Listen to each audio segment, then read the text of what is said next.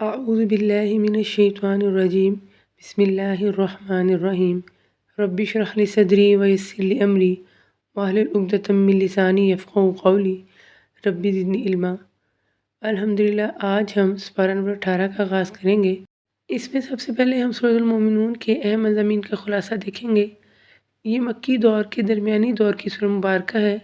اس وقت نبی کریم صلی اللہ علیہ وسلم اور کفار مکہ کی کشمکش تو برپا تھی، لیکن مظالم جو تھے ابھی پوری طرح عروج پر نہیں پہنچے تھے۔ اس سورہ کی 118 آیات ہیں اور 6 رکوع ہیں۔ آیت نمبر 1 to 11 میں مومنین کی صفات کو ڈسکرائب کیا گیا ہے جو کہ جنت الفردوس کے وارث ہوں گے۔ اس سورہ کا آغاز بہت خوبصورت ہے جس میں اللہ تعالیٰ ارشاد فرماتے ہیں کہ یقیناً ایمان والوں نے فلاح حاصل کر لی۔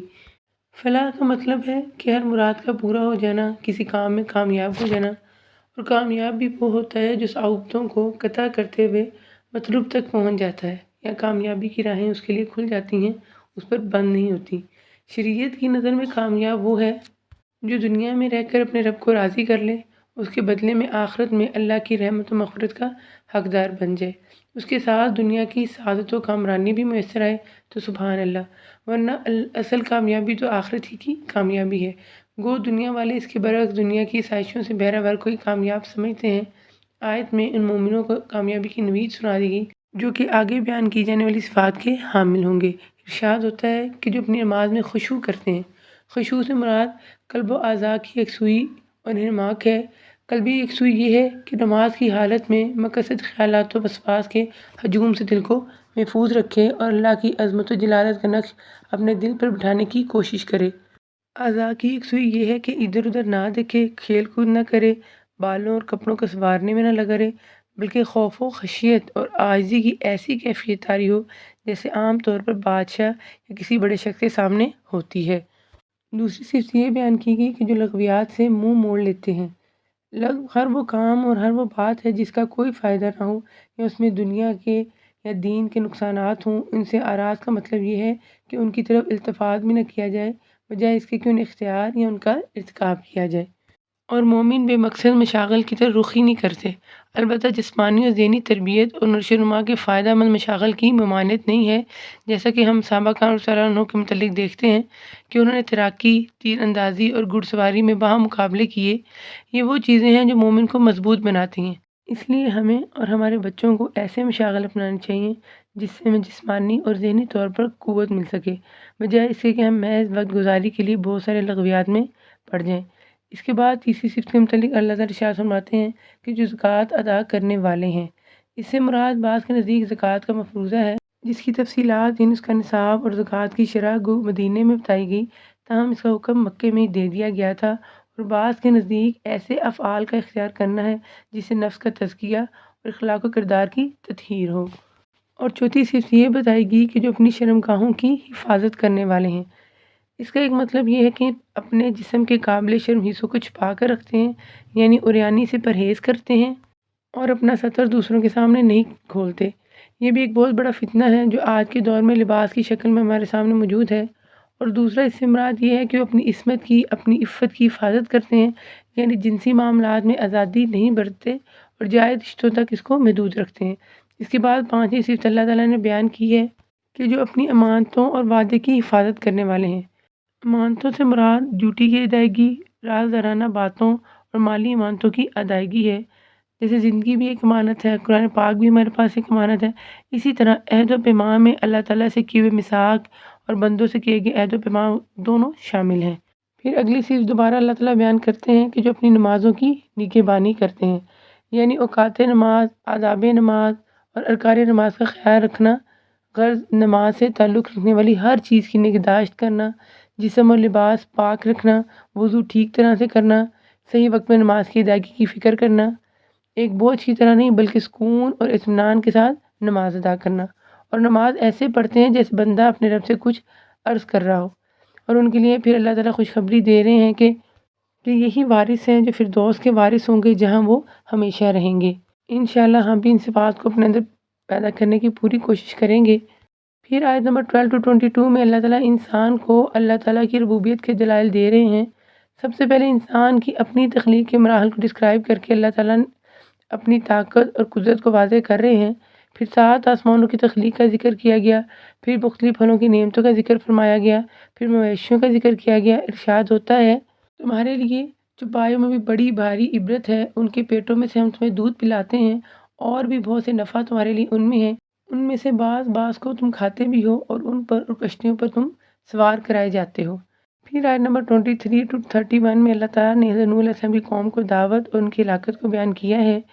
پھر آیت نمبر 32 to 44 میں حضرت نوح علیہ السلام کے بعد آنے والی قوموں کا تذکرہ ہے کہ انہوں نے بھی آخرت کا انکار کیا، رسولوں کی بشریت پر اعتراض کر کے ان کو جھٹلایا اور یہ کہا کہ اللہ تعالیٰ ہرگز مردوں کو دوبارہ زندہ نہیں کرے گا۔ اللہ تعالیٰ نے ان پر پے در پے رسول بھیجے، انکار و تکذیب کی پاداش میں پھر اللہ تعالیٰ انہیں ہلاک کر دیا اور ان کی ہلاکت کے بعد پھر دوسری قومیں اٹھائی گئیں۔ آیت نمبر 45 to 69 میں اللہ تعالیٰ سب سے پہلے حضرت موسیٰ علیہ السلام اور حضرت ہارون علیہ السلام کے مقابلے میں فرعون اس کے معاونین کا تذکرہ فرماتے ہیں، جو نہ صرف متکبر تھے بلکہ اپنی بڑائی کا اظہار بھی کرتے تھے، اور انہوں نے پیغمبروں کے بارے میں تکبر سے کہا ہم ان کی پیروی کیسے کر سکتے ہیں جبکہ ان کی قوم تو ہماری غلام ہے۔ پھر اس کے بعد حضرت عیسیٰ علیہ السلام کا ذکر کیا گیا اور بتایا گیا کہ تمام رسولوں کا ایک ہی خاندان ہے۔ ارشاد ہوتا ہے یقیناً تمہارا یہ دین ایک ہی دین ہے اور میں ہی تم سب کا رب ہوں، بس تم مجھ سے ہی ڈرتے رہو۔ پھر انہوں نے خود ہی اپنے امر یعنی دین کے آپس میں ٹکڑے ٹکڑے کر لیے، ہر گروہ جو کچھ اس کے پاس ہے اسی پر اترا رہا ہے۔ پھر اہل ایمان کی صفات کا تذکرہ کیا گیا کہ یقیناً جو لوگ اپنے رب کی ہیبت سے ڈرتے ہیں اور جو اپنے رب کی آیتوں پر ایمان رکھتے ہیں اور جو اپنے رب کے ساتھ کسی کو شریک نہیں کرتے اور اللہ کی راہ میں خرچ کرتے ہیں لیکن اللہ تعالیٰ سے ڈرتے بھی رہتے ہیں کہ کسی کوتاہی کی وجہ سے ہمارا عمل یا صدقہ نامقبول قرار نہ پائے۔ حدیث میں آتا ہے حضرت عائشہ رضی اللہ عنہا نے پوچھا ڈرنے والے کون ہیں؟ وہ جو شراب پیتے، بدکاری کرتے اور چوریاں کرتے ہیں؟ تو نبی کریم صلی اللہ علیہ وسلم نے فرمایا نہیں، بلکہ یہ وہ لوگ ہیں جو نماز پڑھتے، روزہ رکھتے، صدقہ و خیرات کرتے ہیں لیکن ڈرتے ہیں کہ کہیں یہ نامقبول نہ ٹھہریں۔ یہی ہیں جو جلدی جلدی بھلائیاں حاصل کر رہے ہیں اور یہی ہیں جو ان کی طرف دوڑ جانے والے ہیں۔ آیت نمبر 70 to 77 میں نبی کریم صلی اللہ علیہ وسلم پر اعتراضات کا جواب دیا گیا کہ نبی کریم صلی اللہ علیہ وسلم پر نعوذ باللہ جنون کا الزام لگایا جاتا ہے اور مشرکین مکہ کو دعوت دی گئی کہ وہ خواہشات کی پیروی کرنے کے بجائے حق کا راستہ اختیار کریں اور نبی کریم صلی اللہ علیہ وسلم انہیں توحید یعنی صراط مستقیم کی طرف دعوت دے رہے ہیں۔ آیت نمبر 78 to 92 میں توحید اور آخرت کے دلائل دیے گئے اور یہ ثابت کیا گیا کہ وہ اللہ ہے جس نے تمہارے لیے کان اور آنکھیں اور دل پیدا کیے مگر تم بہت ہی کم شکر کرتے ہو، اور یہ وہی ہے جو زندہ کرتا ہے اور مارتا ہے اور رات دن کے رد و بدل کا مختار بھی وہی ہے، کیا تم کو سمجھ بوجھ نہیں؟ پوچھئے کہ تمام چیزوں کا اختیار کس کے ہاتھ میں ہے جو پناہ دیتا ہے اور جس کے مقابلے میں کوئی پناہ نہیں دیا جاتا؟ اگر تم جانتے ہو تو بتلا دو۔ یہی جواب دیں گے کہ اللہ ہی ہے۔ کہہ دیجئے پھر تم کدھر سے جادو کر دیے جاتے ہو؟ آگے پھر شرک کی تردید کی گئی کہ اس کی کوئی اولاد ہے نہ اس کا کوئی شریک، اگر ایسا ہوتا تو ہر شریک اپنے حصے کی مخلوق کا انتظام اپنی مرضی سے کرتا اور ایک شریک دوسرے پر غالب آنے کی کوشش کرتا، اور جب ایسا نہیں ہے اور نظام کائنات میں ایسی کشاکشی نہیں ہے تو یقیناً اللہ تعالیٰ ان تمام باتوں سے پاک و برتر ہے جو مشرکین اللہ تعالیٰ کے بارے میں کر رہے ہیں۔ پھر آیت نمبر 93 to 118 جو آخری حصہ ہے اس میں نبی کریم صلی اللہ علیہ وسلم کو فرمایا گیا کہ وہ ظالم مشرکین کے بارے میں جلدی نہ کریں اور یہ ہدایات دی گئیں۔ نمبر 1 کہ برائی کو اس طریقے سے دور کریں جو سراسر بھلائی والا ہو، جس طرح دوسرے مقام پر فرمایا برائی ایسے طریقے سے دور کرو جو اچھا ہو، اس کا نتیجہ یہ ہوگا کہ تمہارا دشمن بھی تمہارا گہرا دوست بن جائے گا۔ اور دوسرے نمبر پر یہ ہدایت کی گئی کہ شیطان کی اکساہٹوں سے بچیں۔ قیامت کے مناظر پیش کیے گئے، بہت ہولناک مناظر۔ بس جب کہ سور پھونک دیا جائے گا اس دن نہ تو آپس کے رشتے ہی رہیں گے نہ آپس کی پوچھ گچھ، ان کے چہروں کو آگ جلستی رہے گی اور وہ وہاں بدشکل بنے ہوئے ہوں گے۔ ظالم وہاں پر درخواست کریں گے کہ اللہ تعالیٰ انہیں دنیا میں دوبارہ بھیج دے، تو اگر انہوں نے دوبارہ پھر سے یہی کام کیے تو تب وہ ضرور ظالم ہوں گے۔ اللہ تعالیٰ نے آگے چل کر صاف صاف بتا دیا کہ انسانوں کی تخلیق بے مقصد نہیں ہے۔ اللہ تعالیٰ سچا بادشاہ ہے، وہ بڑی بلندی والا ہے، اس کے سوا کوئی معبود نہیں، وہی بزرگ عرش کا مالک ہے۔ جو شخص اللہ کے ساتھ کسی دوسرے معبود کو پکارے جس کی کوئی دلیل اس کے پاس نہیں، بس اس کا حساب تو اس کے رب کے اوپر ہی ہے۔ اور پھر آخری آیت میں ہلاکت سے حفاظت کے لیے مغفرت اور رحمت کی دعا مانگنے کا حکم دیا گیا ہے۔ اللہ تعالیٰ سے دعا ہے کہ اللہ تعالیٰ ہمیں ان فلاح پانے والے مومنین میں شامل فرمائے۔ بسم اللہ الرحمن الرحیم۔ اب ہم سورہ نور کے اہم مضامین کا خلاصہ دیکھیں گے۔ یہ سورہ 6 ہجری میں نازل ہوئی تھی۔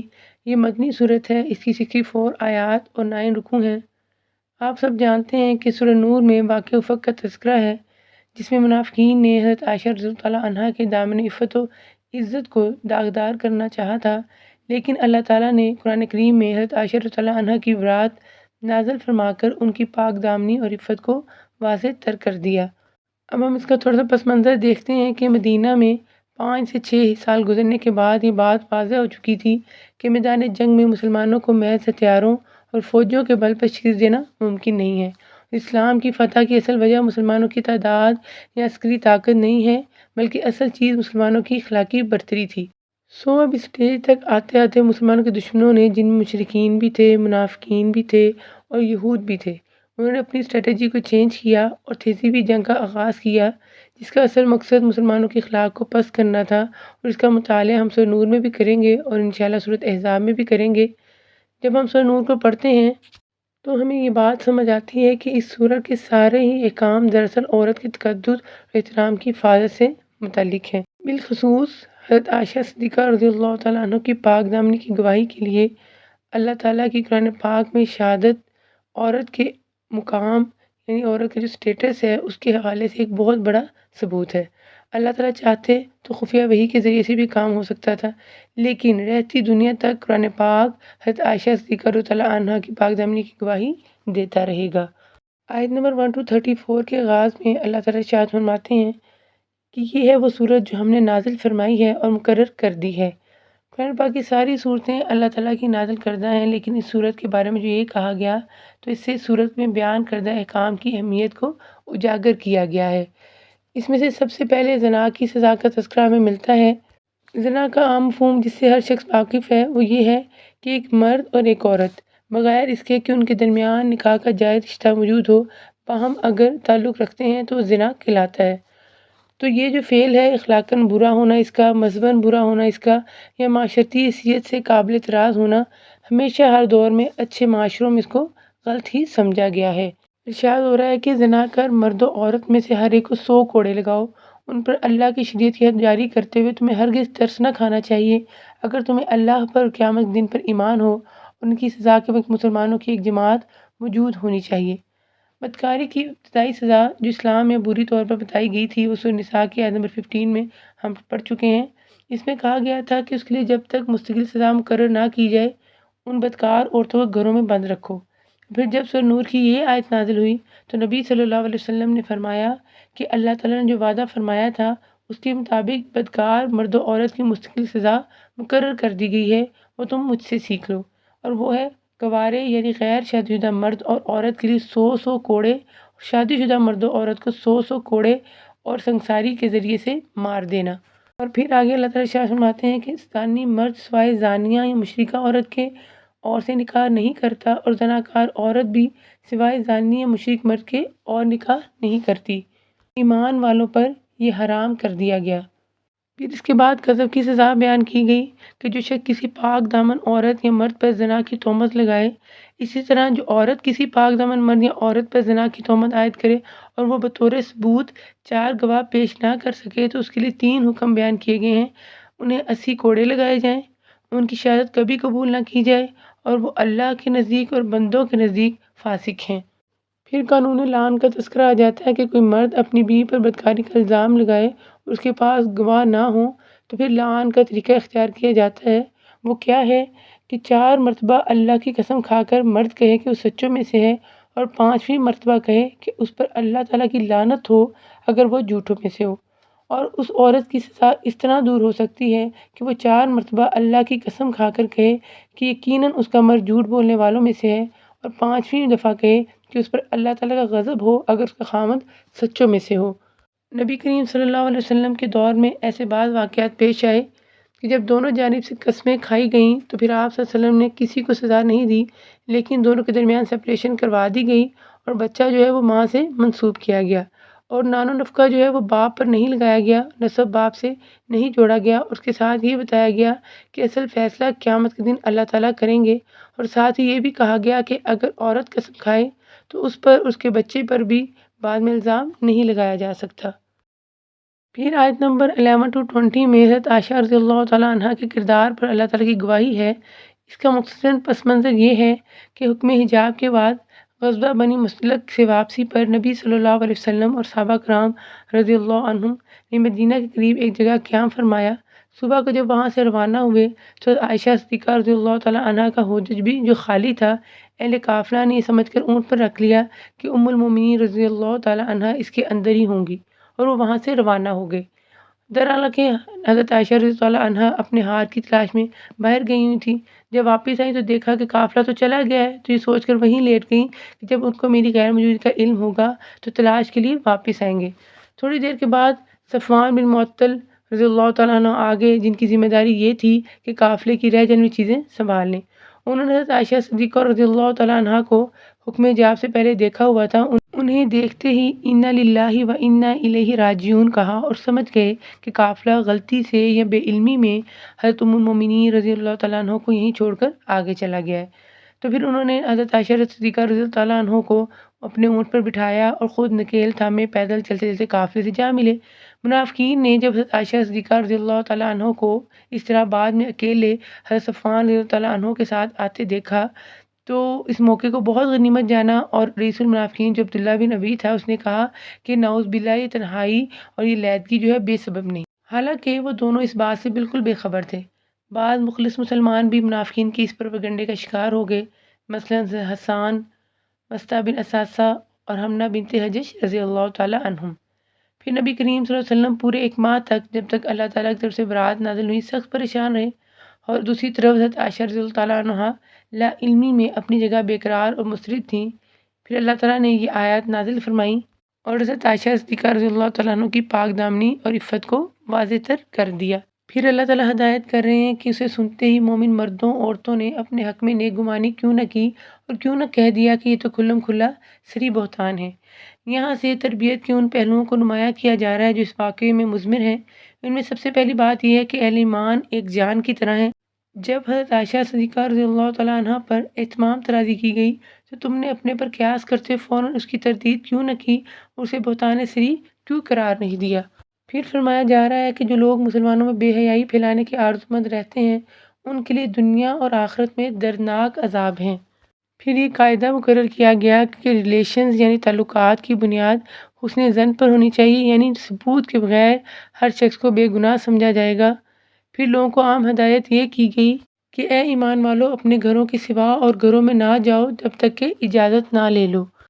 پھر مرد اور عورتوں دونوں کو غض بصر یعنی نظر بچا کر رکھنے کا حکم دیا گیا کہ نظریں نیچی رکھیں، بچا کر رکھیں، انہیں کھلا نہ چھوڑیں، اور نبی کریم صلی اللہ علیہ وسلم کی اس حدیث کو اپنے سامنے رکھیں کہ ابلیس کے جو زہریلے تیر ہیں ان میں سے سب سے زہریلا تیر نظر کا ہے۔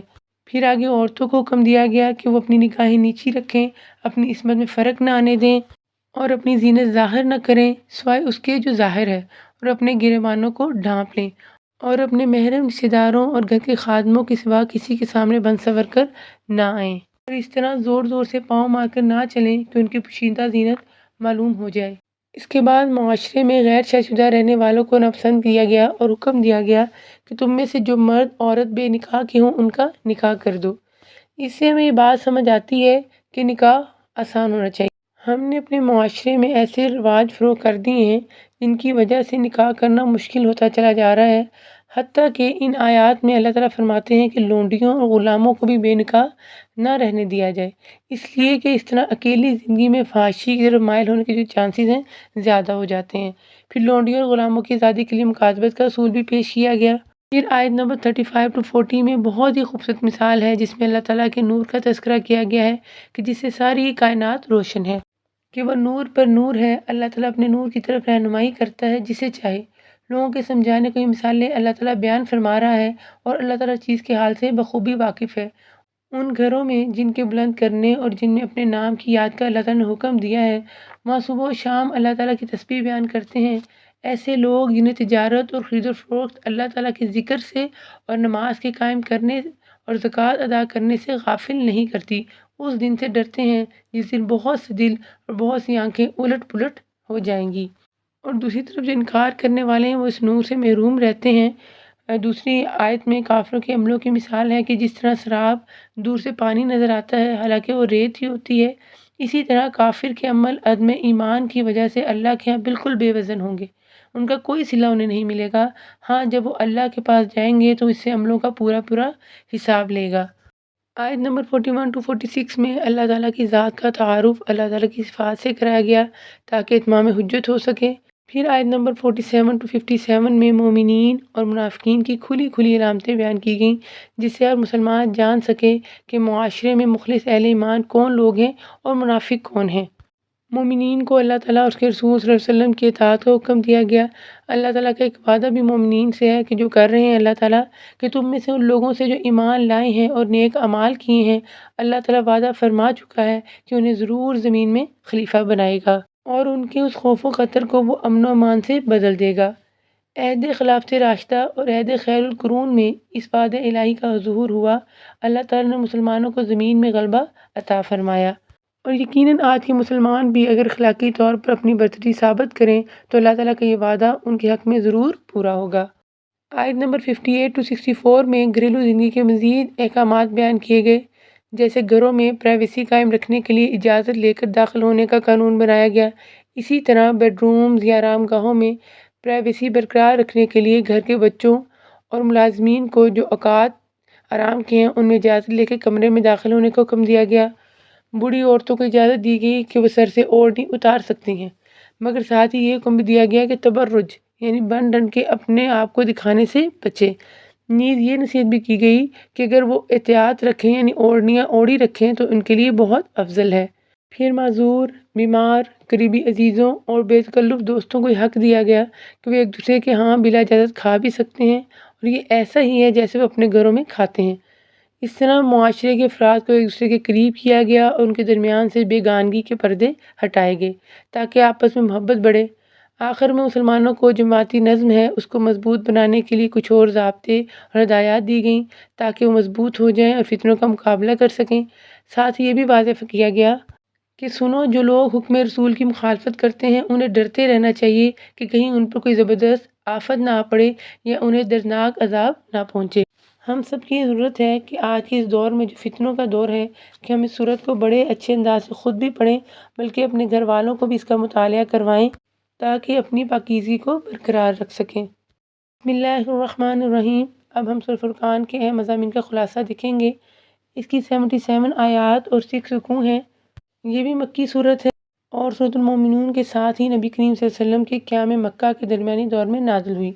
آیت نمبر 1 to 3 میں اللہ تعالیٰ نے یہ بات ارشاد فرمائی، بہت برکت ہے وہ اللہ تعالیٰ جس نے اپنے بندے پر فرقان اتارا تاکہ وہ تمام لوگوں کے لیے آگاہ کرنے والا بن جائے۔ فرقان کے معنی ہے حق و باطل، توحید و شرک اور عدل و ظلم کے درمیان فرق کرنے والا۔ اس قرآن نے کھول کر ان امور کی وضاحت کر دی ہے، اس لیے اسے فرقان سے تعبیر کیا گیا۔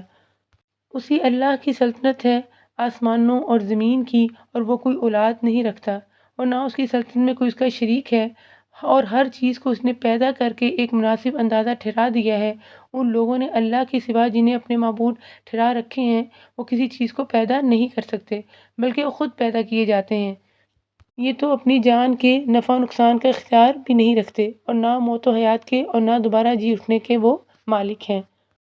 پھر آیت نمبر 4 to 34 میں نبی کریم صلی اللہ علیہ وسلم پر لگائے گئے الزامات اور قرآن پاک پر کیے گئے اعتراضات کا جواب دیا گیا ہے، اور کافروں نے کہا یہ تو بس خود اس کا گھڑا گڑھایا جھوٹ ہے جس پر اور لوگوں نے بھی اس کی مدد کی ہے، اور انہوں نے کہا کہ یہ کیسا رسول ہے کہ کھانا کھاتا ہے اور بازاروں میں چلتا پھرتا ہے۔ اور اللہ تعالیٰ ان کی باتوں کی اصل ریزن یہ بتاتے ہیں کہ بات یہ ہے کہ لوگ قیامت کو جھوٹ سمجھتے ہیں، اور اللہ تعالیٰ پھر یہ ہیبت ناک منظر کھینچتے ہیں کہ قیامت کے جھٹلانے والوں کے لیے ہم نے بھڑکتی ہوئی آگ تیار کر رکھی ہے، جب وہ انہیں دور سے دیکھے گی تو یہ اس کا غصے سے بھپرنا اور دھاڑنا سنیں گے، اور جب یہ جہنم کی کسی تنگ جگہ میں مشقیں کس کر پھینک دیے جائیں گے تو وہاں اپنے لیے موت ہی موت پکاریں گے۔ آپ کہہ دیجئے کیا یہ بہتر ہے یا وہ ہمیشگی والی جنت جس کا وعدہ پرہیزگاروں سے کیا گیا ہے، جو ان کا بدلہ ہے اور ان کے لوٹنے کی اصلی جگہ ہے، جو وہ چاہیں گے ان کے لیے وہاں موجود ہوگا، ہمیشہ رہنے والے ہیں۔ آج 3 دعائیں آئی تھیں، تینوں ہی سورۃ المومنون میں سے تھیں۔ ان میں سے ایک دعا ہم پڑھ کر آج کے سبق کا اختتام کرتے ہیں۔ آپ ان دعاؤں کو ضرور یاد کیجیے گا۔ رب اغفر وارحم وانت خیر الراحمین، اے میرے رب تو بخش اور رحم کر اور تو سب مہربانوں سے بہتر مہربانی کرنے والا ہے۔ وآخر دعوانا ان الحمد للہ رب العالمین۔